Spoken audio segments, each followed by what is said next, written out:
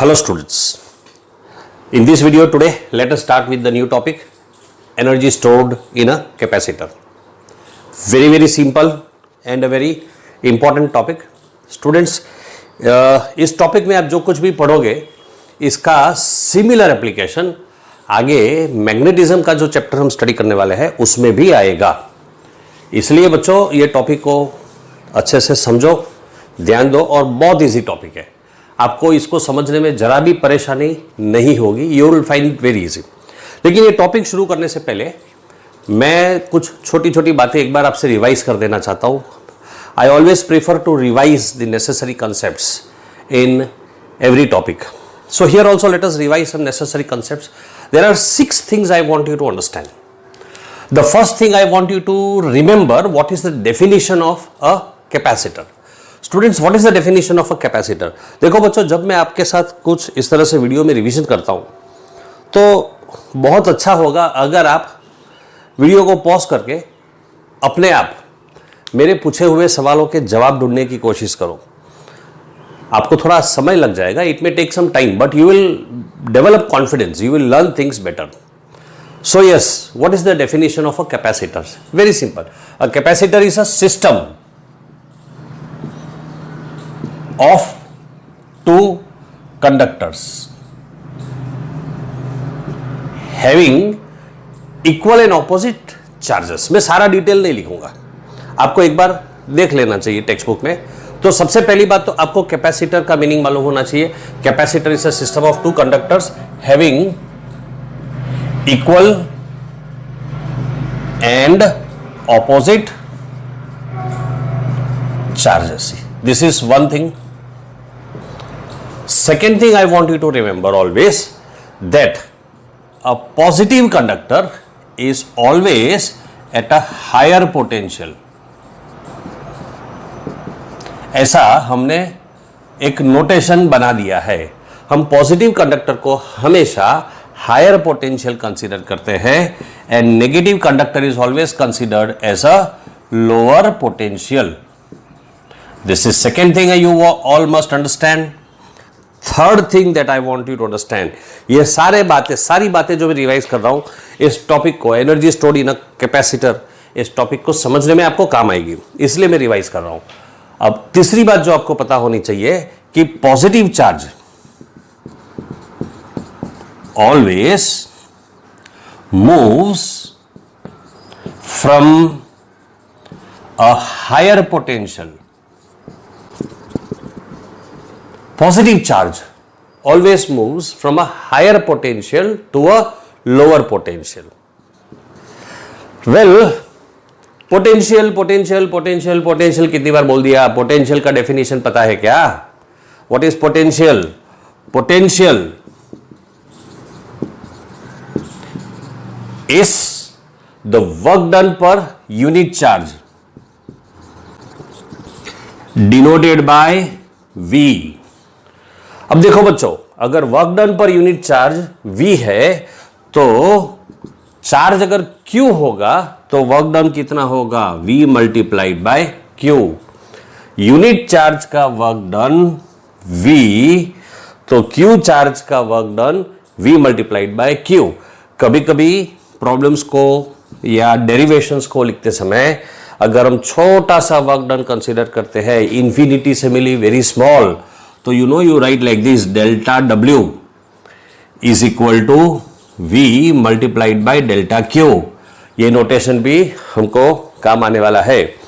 तो देखो अभी तक हमने क्या क्या 4 पॉइंट्स रिवाइज किए हैं. सबसे पहला कैपेसिटर का definition. Capacitor is a system of two conductors having equal and opposite charges. Then I wanted you to remember that a positive conductor is always at a higher potential, a negative conductor is always at a lower potential. Another thing that I want you to understand is that a positive charge always moves from a higher potential to a lower potential. इसी बात को आपने electric field में भी study किया है. Electric field हमेशा positive से नेगेटिव जाता है और पॉजिटिव चार्ज भी पॉजिटिव से नेगेटिव जाता है. Positive is higher potential, negative is lower potential. Potential का मीनिंग होता है work done per unit charge. Work done per unit charge is denoted as V and if V is the potential, then the work done for charge Q is given as W is equal to VQ. Two more things I want you to understand.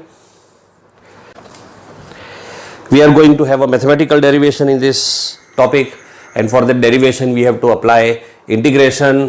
Integration के फॉर्मूले अक्सर बच्चे भूल जाते हैं, तो मैं integration का एक फॉर्मूला आपके लिए बोर्ड पर लिख दूं.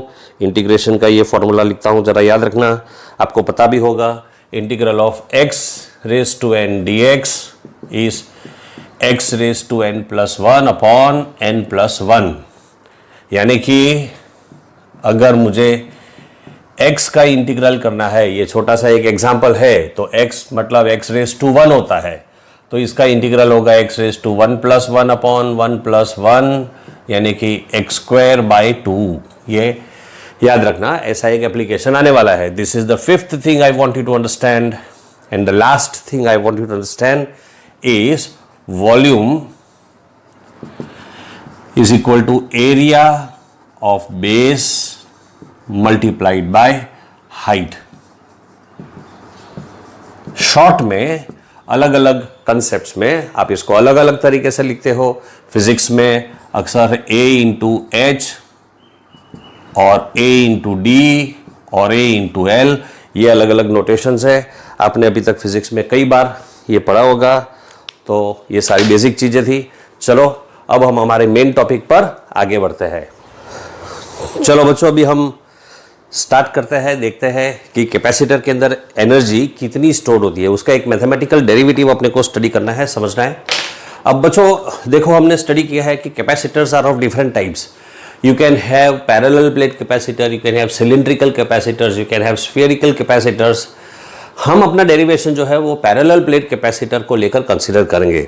लेकिन ये जो फॉर्मूला हमको मिलेगा energy stored in a capacitor का, ये फॉर्मूला किसी भी कैपेसिटर के लिए वैलिड है. सिलिंड्रिकल, स्फेरिकल, किसी भी तरह के कैपेसिटर के लिए वैलिड है. लेकिन हम पैरेलल प्लेट कैपेसिटर को कंसीडर करके डेरिवेशन बनाएंगे, मैथमेटिकल फॉर्मूला लाएंगे. लेकिन याद रखना है वो किसी भी टाइप के कैपेसिटर के लिए वैलिड है. अब देखो, पैरेलल प्लेट कैपेसिटर होता क्या है. हमारे पास ऐसी दो प्लेट्स होती है पैरेलल एक दूसरे को, और हम इन दोनों प्लेट्स को एक बैटरी के साथ जोड़ देते हैं. एक बैटरी के पॉजिटिव टर्मिनल के साथ जुड़ी है, दूसरी बैटरी के नेगेटिव टर्मिनल के साथ. तो पॉजिटिव टर्मिनल में से पॉजिटिव चार्ज फ्लो होकर ये कैपेसिटर के ऊपर एक्यूमुलेट हो जाता है, कलेक्ट हो जाता है, जमा हो जाता है, और नेगेटिव टर्मिनल के ऊपर नेगेटिव चार्ज जमा हो जाता है. इस तरह से दोनों प्लेट्स के ऊपर चार्ज आ जाता है. ये एक तरीका है प्लेट्स को चार्ज करने का. आप चाहे किसी भी तरीके से चार्ज करो, हमारा फॉर्मूला वैलिड ही रहेगा. हम इसको दूसरे तरीके से समझते हैं. Let us understand the whole situation in a different way. Suppose we have this two plates. In the beginning both the plates are neutral. This are our two plates. ये दोनों प्लेट्स स्टार्टिंग में neutral है, यानी दोनों के ऊपर कोई charge नहीं है. ये प्लेट का चार्ज Q, इसका चार्ज माइनस Q होगा चार्जिंग के बाद. स्टार्टिंग में दोनों का चार्ज 0 है, दोनों न्यूट्रल है. ये भी न्यूट्रल है, ये भी न्यूट्रल है. हम इसको चार्ज कैसे करते हैं, तो अभी मैंने आपको बताया. एक प्लेट को मैंने पॉजिटिव टर्मिनल के साथ जोड़ दिया, दूसरे प्लेट को नेगेटिव टर्मिनल के साथ जोड़ दिया. लेकिन अब हमको ऐसे नहीं समझना, हम उसको दूसरे तरीके से समझते हैं. ऐसा करते हैं, यहां से देखो, ये भी न्यूट्रल है, ये भी न्यूट्रल है. यहां से एक पॉजिटिव चार्ज मैं निकाल देता हूं और उसको ये प्लेट पर ले आता हूं. ये प्लेट, वो प्लेट, इसको प्लेट A बना देता हूं, इसको प्लेट B बना देता हूं. तो बच्चों, प्लेट B के ऊपर से मैं एक पॉजिटिव चार्ज को निकाल कर A पर ले आता हूं. अब law of conservation of charge याद रखो आप, क्या होता है. Total amount of charge is always constant. ये न्यूट्रल था, ये न्यूट्रल था, तो पॉजिटिव चार्ज कहां से आया. Law of conservation of charge से सिर्फ इतना ही समझ में आता है कि अगर मैंने बी में से एक पॉजिटिव चार्ज निकाल दिया तो क्या होगा, ऑटोमेटिकली बी में एक नेगेटिव चार्ज डेवलप हो जाएगा. बराबर है. तो जैसे ही मैं बी में से एक पॉजिटिव चार्ज को निकालता हूं, कैसे, किसी भी तरह से निकाल दिया हमने, तो क्या होगा, ऑटोमेटिकली बी पे एक नेगेटिव चार्ज आ जाएगा। अब मुझे एक बात बताओ, क्या ए पर कोई चार्ज है? नहीं है। नहीं है तो मुझे ये पॉजिटिव चार्ज को अगर ए पर ले जाना है तो किसी तरह का रिपल्शन फेस होगा? नहीं होगा। तो क्या मैं कोई वर्क करना पड़ेगा, मुझे कोई एक्सटर्नल फोर्स अप्लाई करना पड़ेगा? Of course yes. क्यों? यहां तो कोई चार्ज नहीं है, फिर क्यों मुझे वर्क अप्लाई करना पड़ रहा है? वो इसलिए कि यहां जो नेगेटिव चार्ज है, इस नेगेटिव चार्ज की वजह से अट्रैक्शन होगा ये डायरेक्शन में, तो मुझे इस अट्रैक्टिव फोर्स के अगेंस्ट में वर्क करना पड़ेगा ताकि मैं पॉजिटिव चार्ज को ए पर ले जा सकूं। तो I have to do work in getting a positive charge from B to A. Now, suppose I get this positive charge here. जैसे ही मैं पॉजिटिव चार्ज को A पर ले आया, क्या हो गया? देखो, A पर पॉजिटिव चार्ज हो गया, B पर नेगेटिव चार्ज हो गया। अब हमारी प्लेट्स चार्ज्ड हो गई। ये हमारा कैपेसिटर है, कैपेसिटर का कैपेसिटेंस C है, यानी कि उसके ऊपर चार्ज स्टोर करने की एबिलिटी कितनी है? C है। अब हमारे दोनों कैपेसिटर, दोनों प्लेट्स के ऊपर चार्ज आ गया है, एक पर पॉजिटिव दूसरे पर नेगेटिव। जितना पॉजिटिव है उतना ही नेगेटिव है। चलो अब मैं और एक चार्ज को ले आता हूं। अब मैं यहां से जब दूसरा चार्ज ले आता हूं तब क्या होता है? अब पहले जैसी सिचुएशन नहीं रही, यहां पर अब पॉजिटिव टर्मिनल क्रिएट हो गया, तो क्या होगा? ये पॉजिटिव इस पॉजिटिव को रिपेल करेगा, तो रिपल्सिव फोर्स इस डायरेक्शन में लग रहा है और यहां एक नेगेटिव क्रिएट हो गया, यानी अट्रैक्टिव भी क्रिएट हो रहा है। So I have to do work in moving a positive charge from B to ए।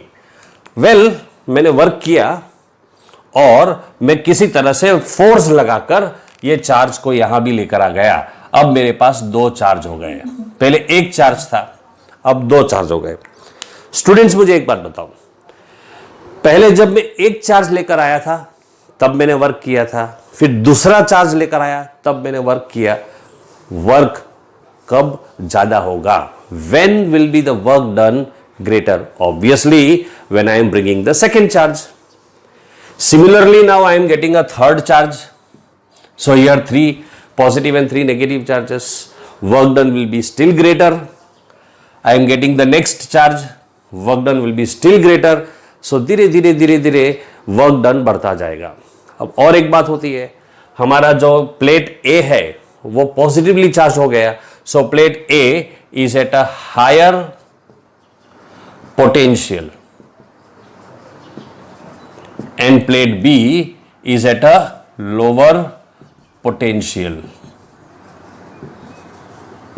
सो दोनों प्लेट्स का पोटेंशियल अब चेंज होने लग गया। ए हायर पोटेंशियल पर है, बी लोअर पोटेंशियल पर है। मुझे एक बात बताओ, पॉजिटिव चार्ज कैसे मूव करता है? अभी इसी लेक्चर के रिवीजन में स्टार्टिंग में मैंने बताया था, याद करो, positive charge always moves from a higher potential to a lower potential. So positive charge must move from A to B. लेकिन हम कर क्या रहे हैं? हम उल्टा काम कर रहे हैं। हम बी से ए तक पॉजिटिव चार्ज को लाने की कोशिश कर रहे हैं, यानी लोअर पोटेंशियल से हायर पोटेंशियल पर हमको चार्ज ले जाना है, तो वर्क करना पड़ेगा। फॉर एग्जांपल, पानी को आपको लोअर लेवल से हायर लेवल पर ले जाना है तो आपको वर्क करना पड़ेगा, आपको मोटर यूज करना पड़ेगा, अपने आप पानी ऊपर नहीं जाएगा। उसी तरह चार्ज भी लोअर पोटेंशियल से हायर पोटेंशियल पर अपने आप नहीं जा पाएगा, हमको वर्क करना पड़ेगा। ये वर्क जो है हमारे कैपेसिटर के अंदर एनर्जी के फॉर्म में स्टोर होता है। कहां स्टोर होता है? तो बीच में जो स्पेस है, उस स्पेस के अंदर इलेक्ट्रिक फील्ड होता है, उस इलेक्ट्रिक फील्ड के अंदर एनर्जी स्टोर होती है। तो अक्सर ये क्वेश्चन पूछा जा सकता है कि where is the energy stored in a capacitor? The energy is stored in a capacitor in the electric field. देखो, ये पॉजिटिव हो गया, ये नेगेटिव हो गया, तो दोनों प्लेट्स के बीच में अब इलेक्ट्रिक फील्ड भी डेवलप हो जाएगा और इस इलेक्ट्रिक फील्ड के अंदर एनर्जी स्टोर्ड होती है। ये आपको याद रखना है। So where is the energy stored? Energy is stored in the electric field in between the two plates. दोनों प्लेट्स के बीच में डाइलेक्ट्रिक भी रख सकते हैं हम, और डाइलेक्ट्रिक रखा होगा तो उस डाइलेक्ट्रिक के अंदर भी इलेक्ट्रिक फील्ड होगा, उसके अंदर एनर्जी स्टोर होती है। कौन से फॉर्म में स्टोर होती है? पोटेंशियल एनर्जी के फॉर्म में। Always stored energy is called as potential energy, you must remember this. चलो आगे बढ़ते हैं, अभी तक हमने डेरिवेशन शुरू नहीं किया है। मान लो किसी एक स्टेज पर ए के ऊपर चार्ज है Q डैश, तो B के ऊपर चार्ज हो जाएगा माइनस Q डैश। हमको A पर कितना चार्ज बनाने का है? Q, तो B पर कितना चार्ज हो जाएगा? Minus Q। We want Q and minus Q charge on A and B। A पर हमको Q चार्ज लाना है, B पर माइनस Q चार्ज लेना है, और चार्ज को लाते लाते लाते लाते यहां पर Q डैश हो गया है, यहां पर माइनस Q डैश हो गया है। ये एक बीच का स्टेज है, इंटरमीडिएट स्टेज। ऐसे किसी इंटरमीडिएट स्टेज में suppose make infinitesimally small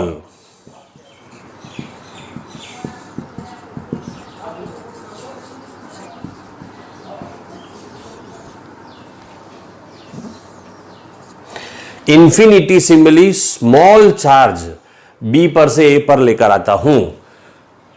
infinitesimally small charge I am trying to move from B to A, that charge I will denote as delta Q dash. So now the potential on A will become Q plus delta Q dash, and the potential on B will become minus Q minus delta Q dash. यहां पर delta Q dash charge बढ़ गया, तो यहां पर delta Q dash charge कम हो गया। अब ये चार्ज को यहां B पर से A पर लाने के लिए मुझे कितना वर्क करना पड़ेगा? याद करो, वर्क डन का फॉर्मूला क्या है? पोटेंशियल का फॉर्मूला। अच्छा, पोटेंशियल का डेफिनेशन याद आ रहा है? मैंने आपको क्या बताया था? पोटेंशियल का डेफिनेशन होता है work done per unit charge. What is potential?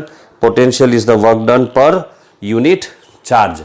तो पोटेंशियल का डेफिनेशन अगर work done per unit charge है, तो total charge delta Q dash होगा, तो वर्क डन कितना होगा? अगर मेरा चार्ज डेल्टा Q डैश है तो वर्क डन हो जाएगा डेल्टा W, और वर्क डन का फॉर्मूला हो जाएगा, याद करो मैंने स्टार्टिंग में डेरिवेशन में समझाया था, वर्क का अभी रिवीजन में वर्क डन का फॉर्मूला होता है V इंटू Q, और अगर हमारा चार्ज डेल्टा Q डैश है तो वर्क डन हो जाएगा V into delta Q dash. So work done is V into delta Q dash. अब अगर मुझे W ढूंढना है तो क्या करेंगे? जब ये वैल्यू इंफिनिटी से मिली स्मॉल होती है तो धीरे धीरे जितना भी वर्क होता है वो सारा वर्क हम ऐड अप करते हैं। तो हम ऐड करेंगे तो उसको इंटीग्रेशन के फॉर्म में लिख सकते हैं V into delta Q dash. Initial charge कितना था A और B पर? जब एकदम स्टार्टिंग में हमने शुरुआत की थी तब 0 था, और हमें उसको कहां तक ले जाना है? Q तक ले जाना है। सो लिमिट्स हम लिख लेंगे 0 टू Q। अब एक बात और याद रखो बच्चों, कैपेसिटेंस का फॉर्मूला क्या होता है? Q बाई V, ये आपको याद है। तो V क्या हो जाएगा? Q by C। V is equal to Q by C। अब जैसे जैसे चार्ज चेंज होता जाएगा पोटेंशियल भी चेंज होता जाएगा। तो जब इधर पे चार्ज Q डैश है, इधर पे माइनस Q डैश है, तो हम पोटेंशियल को लिखेंगे V डैश। तो V डैश अगर मैं लिखता हूं तो मेरा फॉर्मूला हो जाएगा V dash is equal to Q dash by C। तो यहां पर जो V डैश होगा उसको मैं अब ऐसे लिख सकता हूं, integral of Q dash by C into delta Q dash, limits are 0 to Q। अब यहां पर देखो कौन सी वैल्यूज है। एक वैल्यू है Q डैश, दूसरी वैल्यू है C, और तीसरी वैल्यू है डेल्टा Q डैश। यहां चेंज होने वाली वैल्यूज कौन सी है? चेंज होने वाली वैल्यूज C क्या है? कैपेसिटेंस है, और वो तो किसी कैपेसिटर के लिए एक फिक्स्ड वैल्यू होती है, तो ये चेंज नहीं होने वाली है। लेकिन Q डैश चेंज होता है, जैसे जैसे हम B से A पर चार्ज को ले आते हैं उसकी वैल्यू चेंज होती जाती है, इसलिए ये वेरिएबल है। तो मैं C को बाहर लिख लूं, और अगर मैं C को बाहर लिखता हूं तो मुझे क्या मिलेगा? I can write therefore W is equal to 1 by C integral of Q dash delta Q dash limit 0 to Q। अब जरा याद करो स्टूडेंट्स, मैंने आपको स्टार्टिंग में फॉर्मूला समझाया था, x dx का इंटीग्रल होता है x स्क्वायर बाई 2। तो Q dash delta Q dash का इंटीग्रल क्या हो जाएगा? Obviously 1/c into q dash square by c limits 0 to q, q dash square by 2, sorry, limits 0 to q। ये 2 को मैं बाहर लिख दूं तो मुझे मिलेगा w is equal to 1/2c multiplied by, ये q डैश में मैं इसकी वैल्यू q सब्सटीट्यूट कर दूं तो q डैश की वैल्यू हो जाएगी q, तो q स्क्वायर, और दूसरी बार हम 0 सब्सटीट्यूट करेंगे तो 0 स्क्वायर हो जाएगा, आपको ये पता है। तो w is equal to q square by 2c। ये हो गया वर्क डन का फॉर्मूला। और ये वर्क डन जो है, बीच में जो इलेक्ट्रिक फील्ड होता है उसके अंदर पोटेंशियल एनर्जी के फॉर्म में स्टोर्ड होता है। This is because of law of conservation of energy. तो एनर्जी कंजर्वेशन के लॉ की वजह से वो वर्क डन पोटेंशियल एनर्जी के फॉर्म में स्टोर हो जाता है। ये हो गया energy stored in a capacitor. इस फॉर्मूला को आप अलग अलग तरीके से लिख सकते हो। कैसे लिख सकते हो? देखो, आपको पता है कि C का जो फॉर्मूला होता है, let me write it down here, C is equal to Q by V। अगर मैं यहां पर C की वैल्यू लिख लूं तो मुझे मिलेगा Q square upon 2 into Q by V। That means I can write 1/2 into q square into v by q, one q gets cancelled, so we'll have half qv. This is the second formula. Third formula, अगर मैं v को यहां ले आता हूं तो मुझे मिलेगा q is equal to cv। तो ये q की वैल्यू अगर मैं cv लिख देता हूं तो ये हो जाएगा half into value of q is cv into v, so we will have half cv square। इस तरह से मुझे 3 फॉर्मूले मिल गए। मैं तीनों फॉर्मूले एक साथ अब बोर्ड पर लिख दूं। So we have the formula w is equal to, एक फॉर्मूला हो गया q स्क्वायर बाई 2c, दूसरा फॉर्मूला हो गया हाफ qv, एंड तीसरा फॉर्मूला हो गया half cv square। This is the formula for energy. I can also write it as E, potential energy, or I can also write it as U, potential energy. This is the formula for energy stored in a capacitor. We have not yet completed the topic concept, but what you can do is pause the video, copy this, because I have given little bit of details as compared to what it is given in the textbook. So go through it, and then we will proceed with one small topic called as energy density. Energy density I want to discuss. पहले इसको video pause करके copy कर लो। Okay, students, let us go ahead with energy density. Before I discuss energy density, students, what do you mean by density? And even before that, what are the different types of densities? We speak of mass density. We speak of charge density. Similarly, we can speak of energy density. If I speak of mass density, what do you understand? Mass density is mass per unit volume. Charge density is charge per unit volume.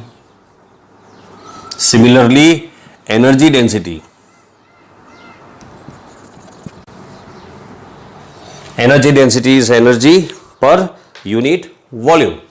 इनके notations, mass density and charge density दोनों के notations है rho, both are denoted by rho, but energy density is denoted by small u, energy is denoted by capital U, energy is denoted by capital U, remember this, but energy density is denoted by small u. ठीक है, एक तो ये बात आपको याद रखनी है, और इसका फॉर्मूला होता है energy per unit volume. So in all cases mass density का फॉर्मूला हो जाएगा mass upon volume, energy charge density का फॉर्मूला हो जाएगा चार्ज अपॉन वॉल्यूम, और एनर्जी डेंसिटी का फॉर्मूला हो जाएगा एनर्जी अपॉन वॉल्यूम। ये एक बात आपको याद रखनी है, ये कंसेप्ट को शुरू करो उससे पहले। और एक बात, ये चार्ज डेंसिटी जो होता है ना, हमने पढ़ा था कि उसमें भी 3 टाइप्स होते हैं, चार्ज के लिए भी एंड ऑफ कोर्स मास के लिए भी, लेकिन हमको चार्ज की ही बात करना है। याद करो, linear charge density, areal charge density and volume charge density, ये भी हमने पढ़ा था। अगर हम एरियल चार्ज डेंसिटी की बात करते हैं तो उसको हम डिनोट करेंगे सिग्मा, और सिग्मा का फॉर्मूला होता है Q by A। I hope you remember that. That means I can right Q is equal to sigma multiplied by A. This is the formula for area charge density. All right. Now let us go ahead with energy density in a capacitor. What does that indicate? What is energy charge density?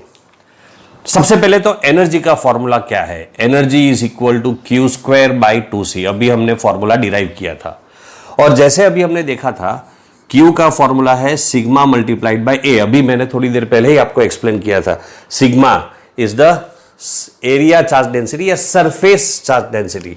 So Q square can be written as sigma A the whole square divided by ये 2 multiplied by C का और एक formula है epsilon naught A by D।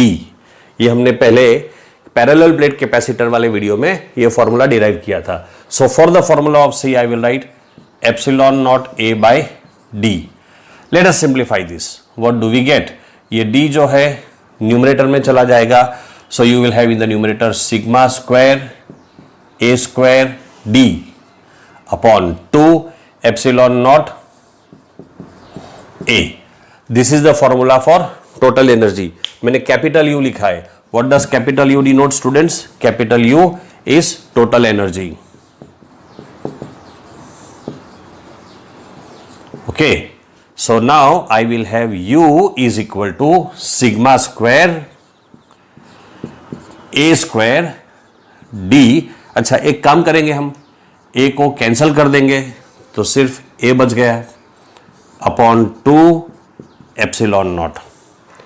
एक काम करेंगे, numerator और denominator में एप्सिलॉन नॉट से मल्टीप्लाई करेंगे। क्यों ऐसा, देखते हैं।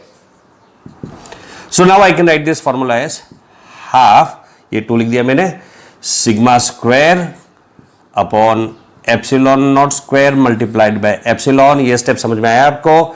मैंने एप्सिलॉन नॉट से मल्टीप्लाई किया, डिवाइड किया, तो नीचे एप्सिलॉन नॉट स्क्वायर हो गया, इंटू एप्सिलॉन नॉट किया, फिर ये A आ जाएगा और फिर ये D लिख दिया मैंने।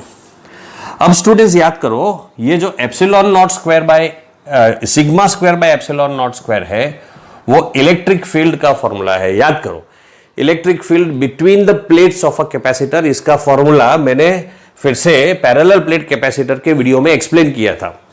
इसका फॉर्मूला होता है सिग्मा बाय एप्सिलॉन नॉट। तो ये क्या हो गया स्टूडेंट्स? E स्क्वायर हो गया। So now our formula becomes U is equal to half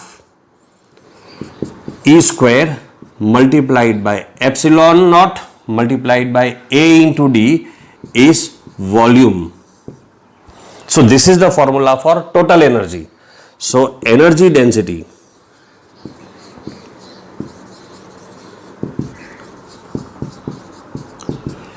U is equal to, what is the formula? Energy per unit volume. So ये वॉल्यूम को मैं अगर यहां ले आ जाऊंगा तो energy upon volume, total energy upon volume is equal to half epsilon naught, आगे लिख दो, multiplied by E square. This is a very very important formula students. Let me write down the formula on the side now. Small u, what is small u? Energy density is equal to half epsilon naught E. This is the formula for energy density. Similar formula you are going to come across when we study about magnetism. This is all about electrostatics, and then in the chapters further, 2-3 chapters के बाद हम magnetism के बारे में भी study करने वाले हैं। याद रखना है, इलेक्ट्रोस्टैटिक्स और मैग्नेटिज्म एक दूसरे से अलग अलग नहीं है, दोनों इंटर रिलेटेड है। वो जब हम पढ़ेंगे तब देख लेंगे। तो for the time being energy density का फॉर्मूला है half epsilon not E square. What is E? Electric field. Between the plates of the capacitor. अगर मैं कैपेसिटर का प्लेट्स का 3 डायमेंशनल इमेज अगर ड्रॉ करता हूं तो ये एक प्लेट है, उसी तरह से मेरे पास एक दूसरी प्लेट है, ये 2 प्लेट्स है। इन दोनों प्लेट्स के बीच में एक वॉल्यूम फॉर्म होता है। ये प्लेट का एरिया A है और ये डिस्टेंस D है, तो इसके बीच में जो स्पेस है वो क्या हो गया, वॉल्यूम हो गया।